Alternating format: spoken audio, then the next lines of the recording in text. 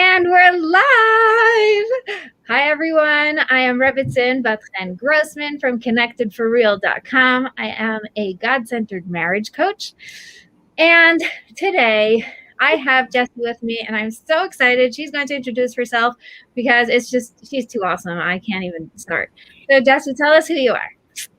Hi, everyone. I'm Ghesi Stojanov, and I'm a transformational life coach, all about balance and helping you own your journey. Yes, own your journey is exactly what we're here to talk about. So let's dive right in, since we gave everybody a total spoiler by calling this the title of this video is breast cancer and marriage. So as you guys know, this is my show, my live weekly show where I take everything in life and really just, how it affects the marriage. And so we talk about money and marriage and, career and marriage, and we talk about time management and organization in the house, whatever. We talk about everything because it all has to do with your marriage. It will all affect your marriage. And I think that this was a perfect topic that we've never spoken before about, which is going through specifically breast cancer, but really we could talk about any process like that where, you have to go through a journey that is really almost, I guess, shocking and sort of pushes you out of your comfort zone, and how that affects the marriage. Because don't forget, you're not the only one going through it. Your husband is probably going through his own journey as well.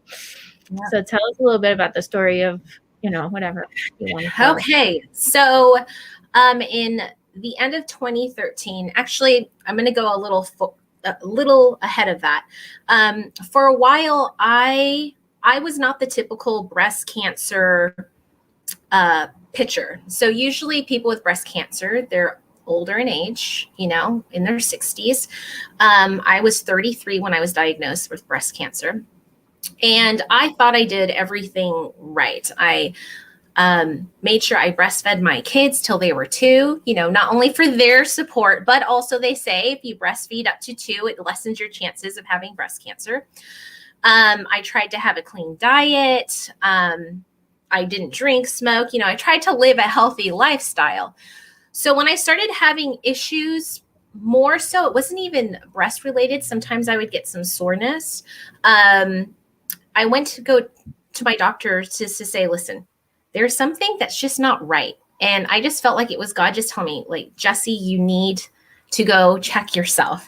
And I'm like, something's not right. And I was lucky enough that my doctor, she didn't disregard my symptoms. She listened to me and said, listen, let's just go get this checked and make sure it's nothing. It's probably a cyst. You're so young.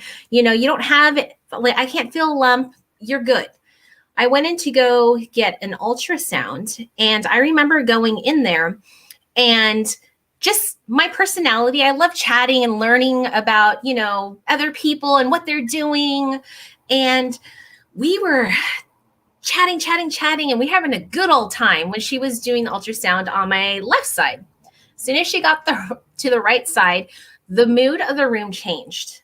And I was like, oh, this is not good. She went from like laughing and being in a great spirit to all of a sudden being very quiet, giving me like yes, no answers. And I was like, oh my goodness, this can't be good. And in that moment, I knew that I was probably going to have to go on a breast cancer journey. I didn't know what it looked like, but I knew that this was going to change my life. It was not even, it wasn't even 30 minutes that I got a phone call from my doctor saying, hey, we have to schedule you in because they did find a lump, and it looks suspicious. And I was like, oh, brother. At that time, I had an 18-month-old. I had a 7-year-old. And we are living in Australia. My husband's Australian. On the opposite side of where all his family were living in Perth was where we were at. They were in Melbourne side. So we were by ourselves. And I was like, how are we going to do this? I don't even know how we're going to do this. And I remember just praying and just asking God to give me peace. And I knew it was going to be okay, but I just needed the peace just to get through the first steps, because always the first steps with anything are the hardest, right? And I had an appointment to see my doctor at lunchtime, and it's not a good thing when your doctor calls you in early. So I was in the middle of grocery shopping, and they're like, Jessie, you need to drop everything. You need to come in now. And I was like, oh, okay, let me just leave everything. Let me go in, see you. I went in there, and my doctor was so sweet. She was very quiet, and she's like, Jessie, it's cancer. And in my personality, I was like, are you kidding? And she's like, why would I kid about something like that? It was just like, you're joking, right? Like, this is a joke. And she's like, no, I'm not joking. And I just felt all my feelings in that moment. I remember going into the doctor's office, and it was beautiful and it was sunny. It was a nice, beautiful, sunny Perth day. And I remember then coming out of the office, and it was like God was weeping with me and for me, because it started to rain. I just was feeling it. It was just like a full moment. And I'm like, what am I going to do? Like, breast cancer, of all things, I never thought that would be something that would affect me, especially at 33. And literally, I had just turned 33 a month before. So I was like 33 by a month. And were you still nursing? I had just stopped nursing. So that's what triggered me to go in, because I thought I had mastitis. And the doctor was like, let's make sure it's not just a really bad infection, and we might have to give you antibiotics. So that's what triggered the whole investigation thing. And that's when we found the tumor. And that's when I started to go on my breast cancer journey, and really tapping into my inner voice and learning to be my own advocate, and learning just to push through and really grow in a positive thinking and mindset. Because when you're faced with something like cancer, it really pushes all the boundaries of what you think is possible and what you can do in your life. So it was definitely a crazy time for me. Yeah, I can imagine that. How did your husband take it? Because he wasn't there with you and along, like, any of these appointments, I don't hear him there. So no, he wasn't. He was the main breadwinner. So I had to go to these appointments by myself. And it's pretty scary when you're sitting there with, you don't have the comfort of someone to say it's okay, and kind of talk you off the ledge. You have to learn to talk yourself off the ledge, and really keep yourself centered. And I remember telling my husband, and he's I would say that I'm very much like, happy and stuff. Like, he's very happy, but he's very serious at the same time. So he's like, okay, what are the steps? What do we have to do? Can I just say, Center Man, like, okay, what do we do next? What are the practical steps, and how do we get there? Exactly. So I'm like, oh my goodness. So I'm like, okay, this is what it needs to be. It's A, B, C, D. And the one thing we struggled with initially, more so my husband, was the getting the help factor. So we were so used to doing everything on our own. We had to step back and realize, I have to do 6 rounds of chemotherapy. We're all by ourselves. I have a 2-year-old. I have a 7-year-old. How am I going to do this? And I was lucky enough that God placed me in a community that heard that I had breast cancer, and all the school moms rallied around me. I didn't know any of these people, really. And they signed up for meal plans. They helped pick up and drop off my daughter to and from school. They were just, I will say, like, the Australian spirit, it's beautiful, when they really want to help their community out when someone is down and out. So that whole journey was him trying to encourage, but at the same time, he couldn't really help me, right? He couldn't help me go through chemotherapy. He could just try to help me with my emotions and really help keep me centered when I was feeling like I couldn't do it anymore. He would encourage me and go, Jessie, you can do this. I can't do this without you. You know, you have to push through, because what happens is with chemotherapy, it becomes accumulative. So the chemotherapy starts building up in your system. And by the time you're at your 6th round, that's when you're going to feel the worst, because that's when it's all built up in your system. And by halfway point is when most people just have that make or break moment where they're like, I can't do this anymore. Like, my body can't do this. And he would be the voice of reason saying, think about your kids. You've got this. You're stronger than this. And he would really encourage me just to push on and keep on moving forward. So he was really my cheerleader. How was he, I don't know, you know, like, I'm thinking in the positive side of things, like you were saying, he can help me. So thank God when a woman goes into labor, this happens to me, you know, well, I've had it 6 times already. So it's like, you're going through all this stuff and he's just like this helpless guy on the side, except he's totally part of this experience, except he's not. So there's this really weird feeling about it. I can't put the words to it, but how is he handling being that like awkward position of, this is my life, but I have no control over it. Like, there's nothing I can do about it. So of course he struggled through the process as well, because he wanted to be able to kind of share the load and take some of that pain away. But he couldn't. And the thing that really was confronting to him, I think, were the physical changes that I was going through. So for me, when I knew I had to do chemotherapy, I decided that I was going to try to have some type of control of this whole situation. So I decided to shave my head before my hair started falling out, because I knew that it would damage me, you know, more mentally. Like, I would struggle with my hair coming out. So I wanted to have that control. And he was there helping me shave my head and just encouraging that process of me owning the journey. The one thing that I will say that he struggled the most with, and I struggled the most with too, was when I made the choice to have a double mastectomy without reconstruction. That is huge as a female. And that's also huge for your husband, you know, who's used to you looking a certain way. And then you're going in and your body's totally changing.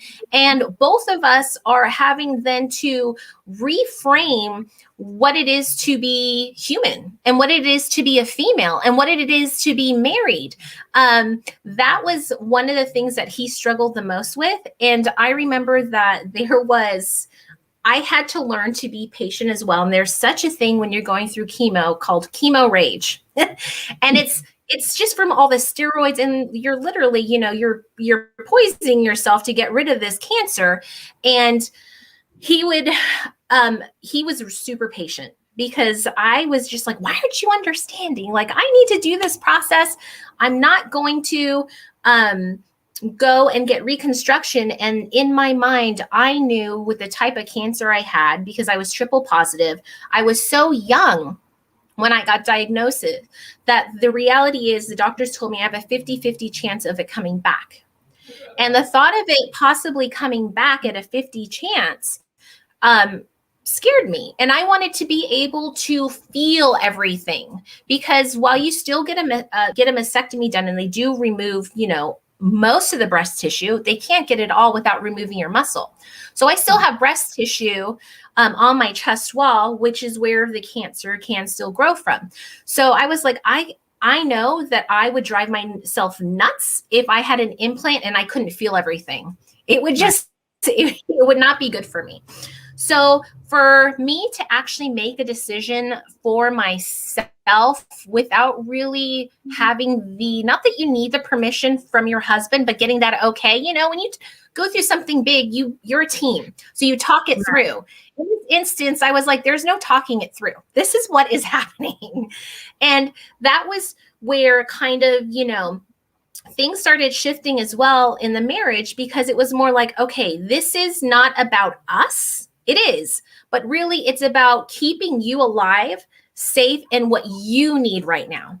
So it was kind of a shift in that dynamic, where he had to take more of a back seat, and it wasn't a we, it was a you at that time. Well, I mean, your nature is so nurturing and like making sure everybody's happy in every situation, that was really against your nature. And so there's something really powerful about seeing someone get out of their comfort zone and saying like, this is really important for me. It's like, oh my gosh, he is not joking. Like, it's not like this is his usual self. It's that she really means this. Yeah. And we had to have something which seems so silly, breast was really the big topic in our house, because it was like he couldn't wrap his mind around it. And then I had to wrap my mind around, like, am I still a female? Like, how do you, asking all these questions about myself, and learning to really love who I was for who I was, not what I look like on the outside, was another long journey itself. But that choice to not have reconstruction was the first shift, kind of where, like you said, as a mom, and at the time I was a stay-at-home mom, where I would let him take the lead in a lot of things, that I was taking the lead in this instance. And it really helped my journey for me to really advocate for myself and really speak on what is in my heart instead of holding it back. Because I feel when you hold things back, that's when a lot of things fester and turn into huge monsters that really don't need to be there. I always say, like, communication, you have to communicate. It's actually worse for you to hold it in than it is to actually talk about the topic, work it out, and get through it. Because then but the most important thing, I think the prerequisite to communication is getting in touch with yourself, connecting to yourself. Like, you have to know what you want in order to communicate, because just sitting around, like, there's communicating with a girlfriend. It's like, help me think this through, because I'm thinking all these things and I need to just like blab. That's one thing. And that's great. Just like, rant it out, get it out, listen to yourself, and, sort of like get together like your main points of what is really important to you.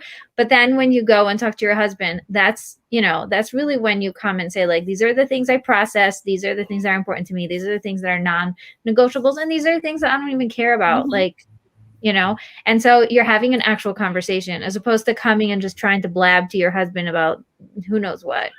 Well, and then too, just like you said, you need to be able to tune in and understand what is triggering you to feel these emotions.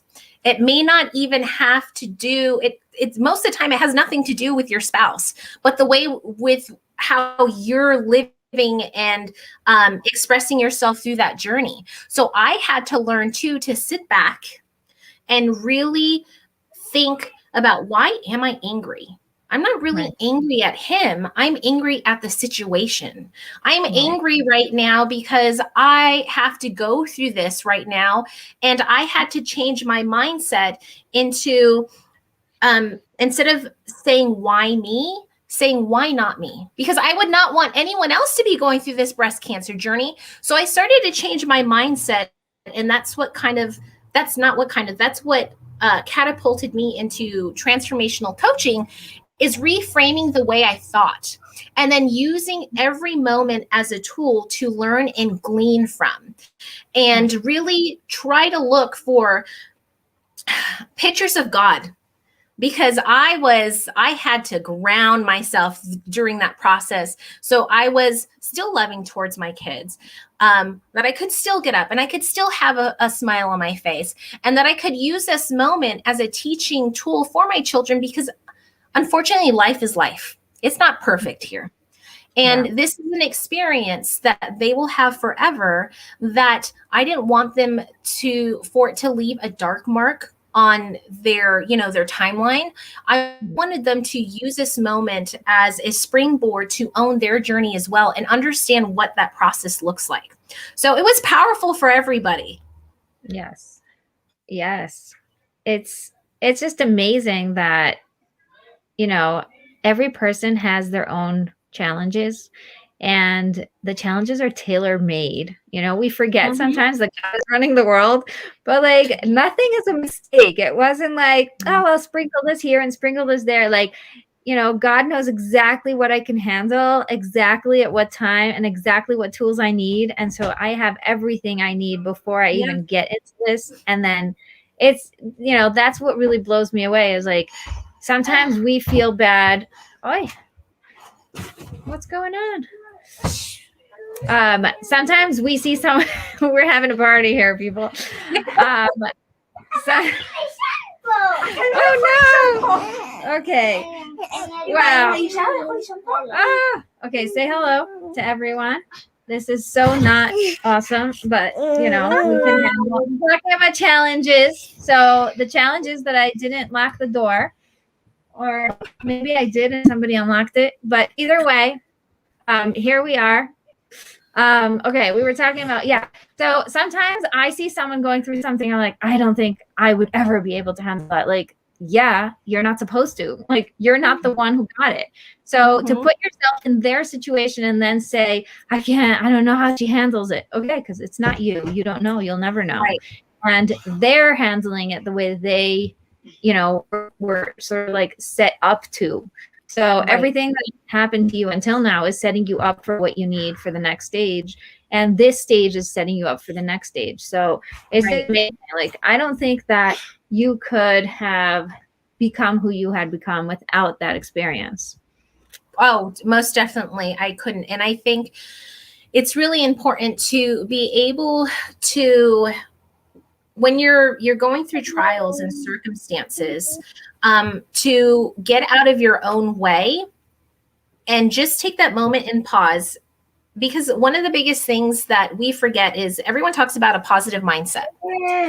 And, to be happy, and everything's roses, rah, rah, rah. But what too many people often think what that means is you're supposed to be happy all the time. That's not the reality. What it means is you're supposed to own what is happening to you at the moment. Own it, feel those feelings, embrace it, then do something with it. And that process was such a huge eye-opening moment for me that I'm like, okay, I am owning this breast cancer. I was terrified. I was terrified of chemo. I was terrified of radiation. Up to that point, I'd never had a surgery. So the whole process was terrifying. And I chose to show up in my life. And one of these quotes that I love is, your life is an occasion. Rise to it. Every moment is a moment for us to rise and shine. And I really held on to that. And I'm like, okay, I am rising, because God has given me everything that I need. I just need to be still, stop feeling sorry for myself, and listen to the direction and what I need so I can get healthy and I can grow from it. No. No. Oh my goodness. We're having so much fun. So it's good. Tip to everyone, if you're doing a live, I don't know, try to communicate even stronger than you already did. I guess when I said I'm going live wasn't enough. It's good. It makes it fun. It's so fun. Yes. You know what? It happened the other day when we were doing a live about something else, and my kids just like jumped in and gave me a kiss. It was really cute. Excuse me. Please stop moving this. Thank you. Okay, so go in. Go take a blanket. Do what you want. We're having a fight over the blanket now. I'm sorry. No, you're fine. This is life, and it's awesome, and thank God. Okay. You're gonna roll with it. Yes, we are rolling. Do you see how we're still rolling? Okay, so one of the things that's really important for me is the connected for real part. So it's, we talked about God and how here, the blanket's right here. You can have the whole thing. Here. Shh. Okay.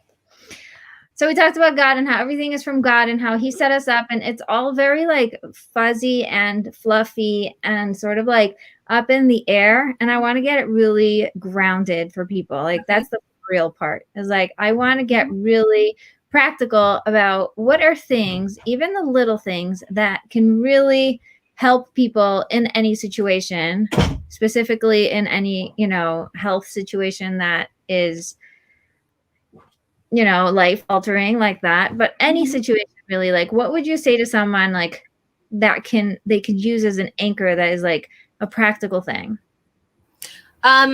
For me, I will always tell everyone, number one is to make sure you're spiritually connected.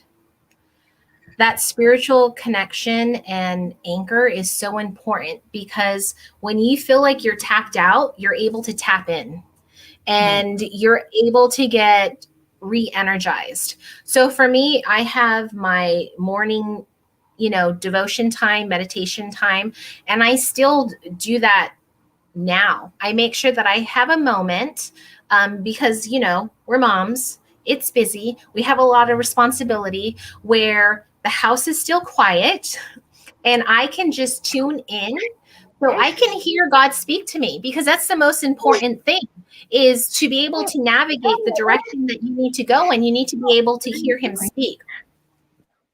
Hi, buddy.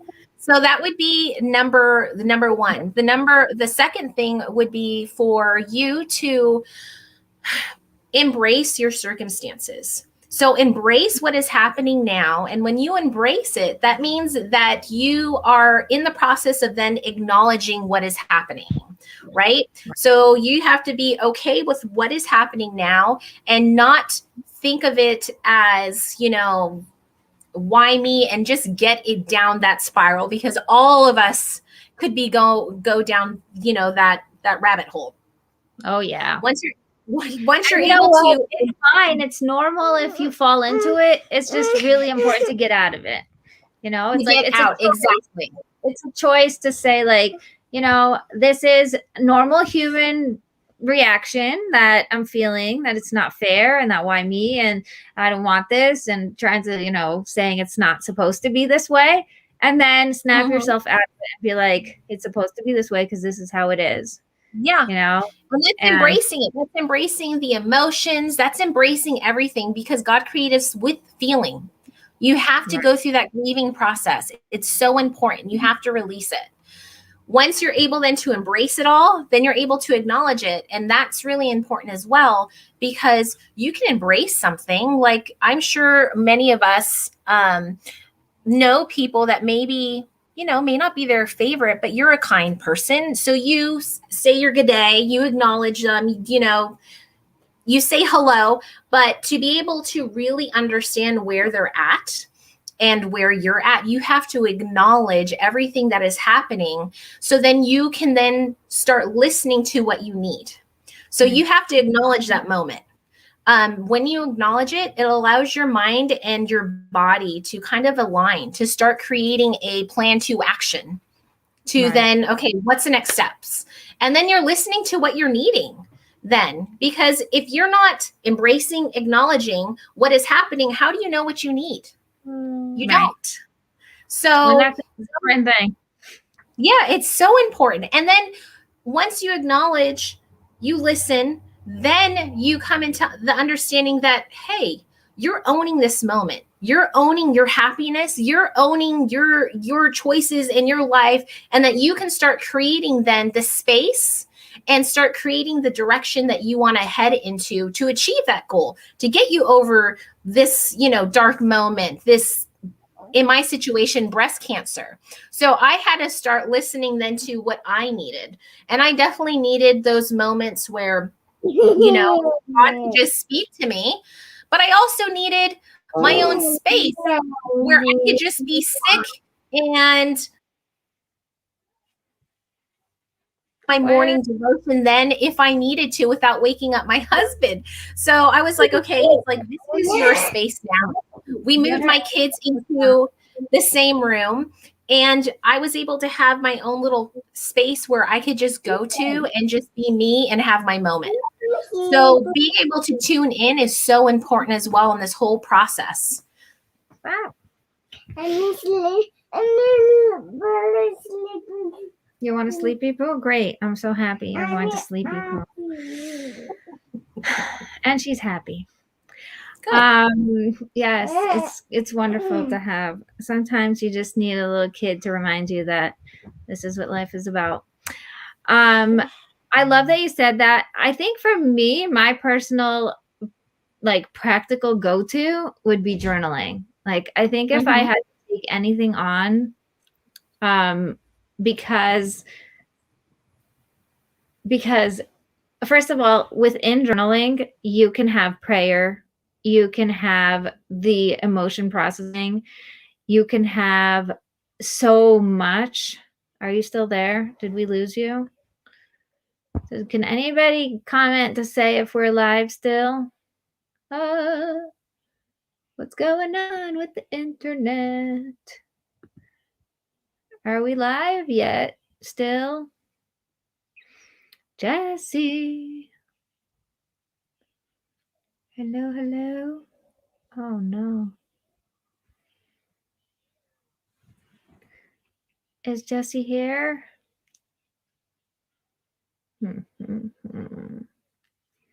It says we're still live, so I'm going to keep talking and hope that you guys can hear me. If you are live with me, can you tell me if... Oh, she's gone. Okay, so it is her. So I'm still here. Okay. Apparently, Jessie is gone for internet issues, and she will be back soon. So I want to know from you guys, if you have any questions, any comments, anything that you would like me to ask her when she comes back, please type it in the chat or in the comments below, because I think this is fascinating. I think that there she is. Great. Yes, live. Awesome. I'm sorry. I don't know what happened there. We lost you for a second. It was a tech thing, internet these days. What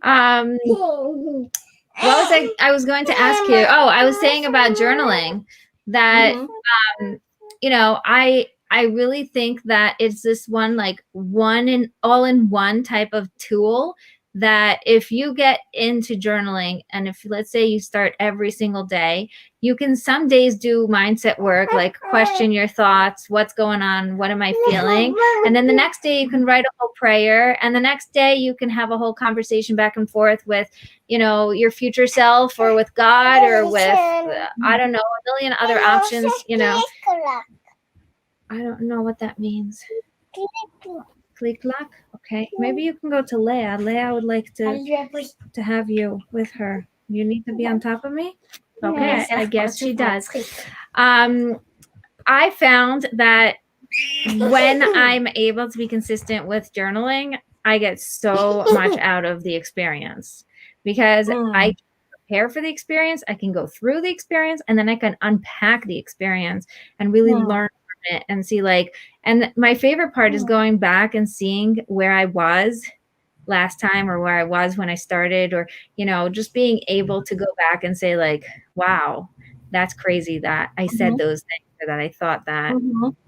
I think that in any situation, it really enhances the whole experience, because you have something physical and practical to do about what you're feeling, about what's going on. When you were saying, I'm not angry with you, I'm angry with the situation. I was thinking about those people. I get a lot of this where people will say, I'm angry with God. Why did he do this to me? And this is a natural reaction. And I always say that's a very good thing, because at least you know who it's coming from. There's this baseline of I know God did this to me. Now I just need to figure out, did he do it to me because he's mean, or because he doesn't like me, or he's trying to get at me for something, or does he want me to learn something? And so you finally have a conversation of hi, I'm angry. I don't think this is fair. Tell me what you want from me. So then you could be open to listening, and you get answers about what's going on, why I think you're amazing and you need to grow, and you need to really go through this in order to make you who you are. It gives so much.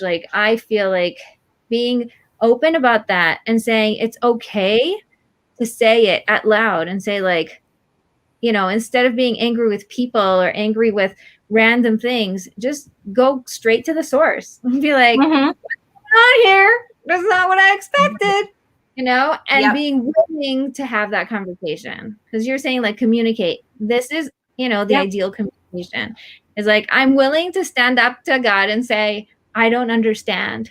And I don't know if I need to understand. My mother says, amazing talk. Thank you so much for being open. Oh, yes. Before when I was talking to her, she said, you're so brave for having these conversations. And I was thinking, I didn't even think of it like that. Because great conversations. What?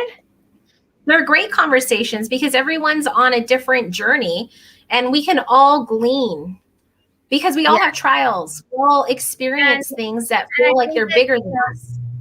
Something that, a person could go through something completely different, and it has nothing to do with, breast cancer or even health or anything. And they can listen to this and say, oh my gosh, that's such a good practical tool. I'm going to pick that up. Or that's such a good point that she brought up. Or I really like how she was able to ground herself. And you can really hold on to those things and collect them for yourself. So I think that's really why it's so important to do this. And another thing is, I want everybody to know that you're normal. Like, nobody is walking around being like, I'm perfect, nothing bad happens to me, and I'm just happy all the time. Because like you were saying, you're happy all the time. I'm Mrs. Happy. Like, I grew up, I was all happy, happy, happy. And one of the things that you said that really resonated with me is like, being happy does not mean shoving all the other emotions aside and like just making sure they're not seen. It's not. Real happiness comes from being able to really like lean into those things and process them so that you're fully able to embrace the happy, so that you can be grateful and in the moment and just enjoy your life. Yeah. I agree. Because when you're able to own your happiness, you're able then to put the right emotion in its appropriate box, right? And then you can then work through, okay, I need to fix this. Obviously this is something that's making me not happy. And when you're able to do that, then you're able then to go work in that area. So then you can find fulfillment and you can find joy. And when we understand that we're in charge of our own happiness, it's not our children. It's not our husbands. It's not our friends. It's we're in charge of owning and what that looks like. It is a powerful thing because then you wake up every day with intention to make it a happy day. And when something happens, you just roll with it. It's like, okay, like today might be really like crappy, but that is okay because there's tomorrow. You're allowed to have your down moments and pick yourself back up. Right. That's amazing. Just today somebody asked, how are you doing with the whole lockdown and your kids being home all day? And she's like, I hear it's really hard and I'm my listening ear. And I was thinking like, honestly, I don't even know if I want to start talking about it because it'll just all spill out. Like there's some weeks that I'm like, I don't know if I can handle this anymore. And some weeks where I'm like, yeah, we could do this forever, So thank God this week has been a really good week. It is just Tuesday, so who knows? But there are some weeks like last week where I felt like, oh my gosh, I don't know what we're doing. Like what's happening, And I was feeling guilty about all the YouTube my kids were watching and how I'm just not present or not enough or whatever. Like I was not in a good place. So everything was not in a good place. And then I was able to like reground myself and find myself a little bit. And now this week has been like so amazing, totally in flow. Everything's fine, but you're going to have those ups and downs. And that's why I do this show is I really want you to know, everybody here watching and, beyond, we're all human. And it's really important to know that. I agree. When we can't get in that thinking that the grass is greener on the other side. Because everyone's got to water their own grass. And that's why it looks so green. They're obviously doing what needs to take place. And it's not that you want what they want. You want that same experience. But you got to put the work in. You know, my neighbors had a couple of years ago, they did their yard and they put in synthetic grass. And it just made me laugh so hard because, bless you. Bless you, yeah. It made me laugh so hard because I thought some people, you know, look over the fence and the grass is greener on the other side, and it's because it's fake. And it was such a good metaphor for my life. It was just like, okay, breathe it in. We're having a normal life. Kids, we got this. The house is a mess, but it's supposed to be this way. You know? Everyone's healthy and happy. Stop moving. Stop. Just chill. Relax.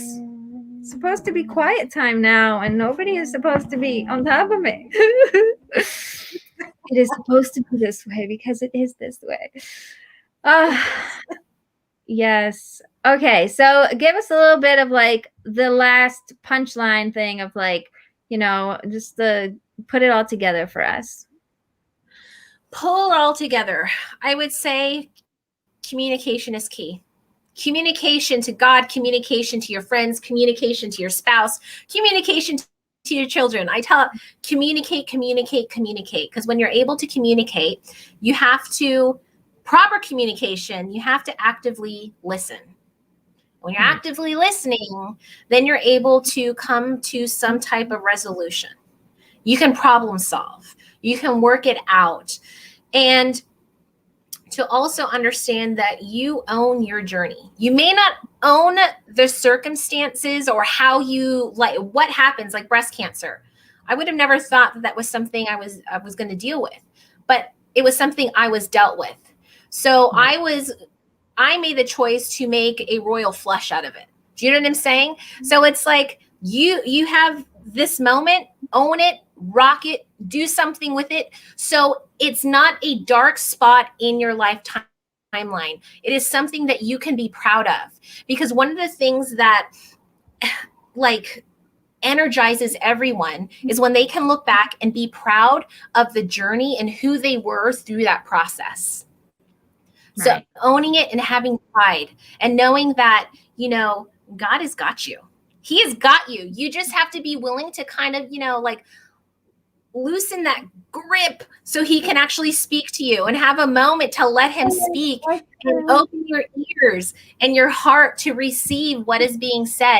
And when he speaks, to then act on what he's telling you to do.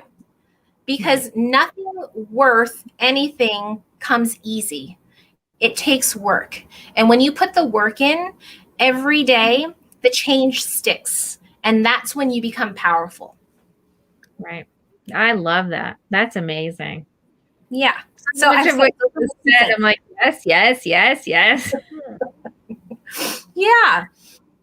It's just absolutely amazing. He's right here sleeping, and she's on top of me, and she's sitting here nicely, and we're still live because it is. We have a live audience. Yes, we have a live audience. Yeah, I think the kids are cheering us on in the background. What are you doing? We have another 10 minutes if you want to take her. You want to take her? No, it's not going to come. Oh, she's not going to come to you? Okay, so she's going to stay here. Okay, so what was I thinking before everything happened? Say what you said last. You said something so beautiful that I wanted to tap into. About owning your journey? Tapping in, letting God, listening. Yes, all of it. It's just yes. All of it. Oh, I wanted to say, you know, sometimes people who are in it, like a person who's in the situation, is seeing a person like you. And on one hand, it gives a lot of hope because, oh my gosh, like I can turn my life around and use this as fuel to become who I need to become and to really lean into myself and my power and my gifts and everything. On the other hand, it's like almost like, oh my gosh, but right now I'm so exhausted and it's really like weighing me down. And, you know, how do I almost like, you know, they compare to you even though you're not in the same situation. You're like, they're in chapter 3 and you're already in like, you know. I will say the first thing, because that's the first thing I always say is I'm a normal person. There's nothing like crazy. There was nothing that I was given a tool that you don't have. The only thing is that it's been 7 years since I am cancer free. So you're seeing 7 years now. Every day was a process. And if you're really wanting to see some type of change, you really have to be willing to put the work in every day. It doesn't mean that you are, you're training for a marathon. Your life is a marathon, you're training. So you got to put a little bit of work in every day. And then over time, you start seeing that compound, effect where it starts building up. Things are multiplying, tripling. You're in this place, you're like, wow, how did I even get here? Right. But it's because you put little bits of time every day. No one's asking you to change your whole life overnight because you didn't get there overnight. It's going to get time to get to a place that you're happy and you're finding fulfillment. No, I can't do this. You're not. So that would be like the biggest thing that I would tell anybody going through anything. We're people. We're all the same. Yeah. I love that. And I think that also just like validate where you are and look for evidence that you're on the right track. You know, because you don't have to be there. You just have to be on the right track to there. You know, go in the right direction. Okay, you have to stop. I think we're going to cut this thing short because we're having too many live little people who are delicious and ouchie. Yeah. Delicious and ouchie and making me a little bit unable to focus. So, how can people find you? So you can find me on Instagram, on Facebook. My business is called Be the Color, or on LinkedIn, Ghesi Stojanov. I do a lot of posting and live videos on there. So you can follow me there. My website's bethecolor.com because your life is your greatest masterpiece. So be the color in it. I love that. I love that. So you can up there, find me there. I'm going to Leia. Go to Leia. YouTube channel where you can see more videos there as well. So yeah, you can find me in those places. Say that again. The last sentence I didn't hear. I'm going to be rolling out a YouTube channel. So I will be posting a lot of my videos up there soon, so you can see a lot of the content. And foremost, like I will say, the reason why I love coaching is because I use the tips and tricks that I've learned, I share with you. So I'm my own guinea pig, right? I'm forever learning. I'm a forever student.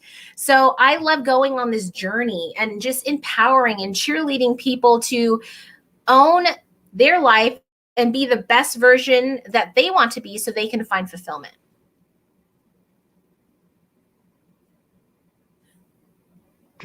I'm unmuting myself to say how much I love that. First of all, I did not know that your thing was Be the Color, and I so resonate with that. I'm like, oh, you're beautiful. Oh, thank you. I have to tell you guys about the retreat. This is the last live we're having before the retreat. The retreat starts on Monday next week, February 15th. And super exciting. I know, and Jesse's already signed up, so I'm super excited because she's going to be there. Yep. It's going to be 1 hour of me every single day for 7 days, except we skip Friday and Saturday. And you get the workbook, you get homework, you get implementation calls, you get the full experience as if it was a real retreat, except it's virtual. Sorry. I wish it was real. I wish it was in real life and we could actually hug each other and be like, oh, I miss those days, but it's going to be good. One day.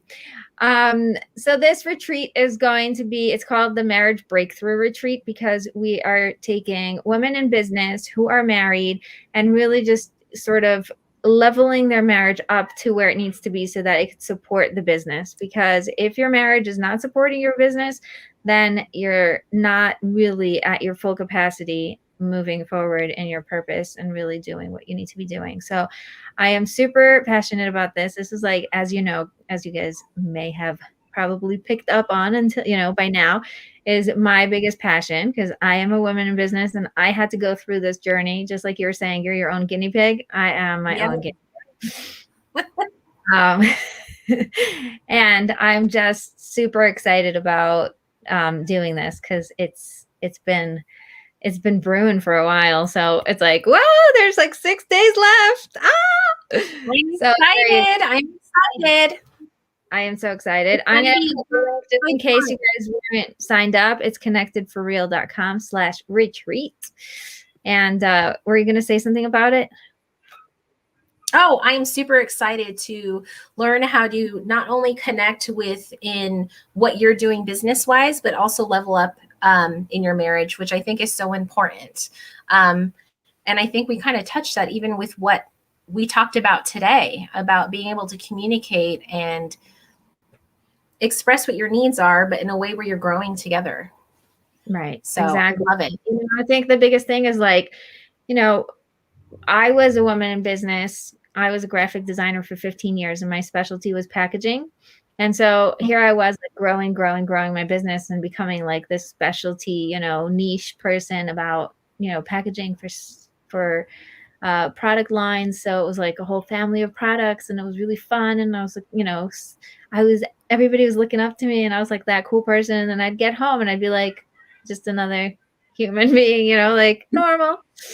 Yep. So it felt like a downer, and I felt like I liked work more than I liked being home, and I didn't like that. And thank God I'm very self-aware, and I was able to really put that into words and communicate that. And I did a lot of work myself because I didn't think that my husband would go along with any of the, couple things. And I realized that really it was within me. Like I need to figure out what I needed to do in order to make it work. And so I think it's just what worked for me, and it's been working now for, for other people. It's just been amazing. So since I had to go through it, you guys get to go through it too. And it's a free retreat. Did I say that? It's free. That's exciting. Free. Jump on there, grab and join us. Free is always awesome. I think that free is just really fun because you can taste something and see if it's your style, and there's no commitment, and even things that are free, if you commit to them and really take them seriously, like print the workbook, do the homework, take advantage of everything that's given, you can have such an amazing transformation. I agree. So I think that it has to do with you, because I'll be there. Yeah, I agree. Thank you so much for coming. It was heartwarming. Your whole story is just unbelievable. And I think just listening to it makes for gratitude and for seeing life as, as precious and leaning into it, not waiting for anything. This is our one moment. Yeah. Let's create something beautiful. I love there was this meme that said it's either one day or day one. And it's exactly that. It's like you have these dreams and it's either you take action, and today's day one. And that doesn't mean that now you're perfect. It just means that you started. It means that it just means you're taking an active role in your life. Yeah. So take some stage and go for it. Yeah. I thought that was powerful. I agree. So thank you so much. Thank you all for listening. If you guys have any questions, you can find Ghesi. You can find me on social media and ask us questions, comment below, whatever you want. We are here for you. So thank you.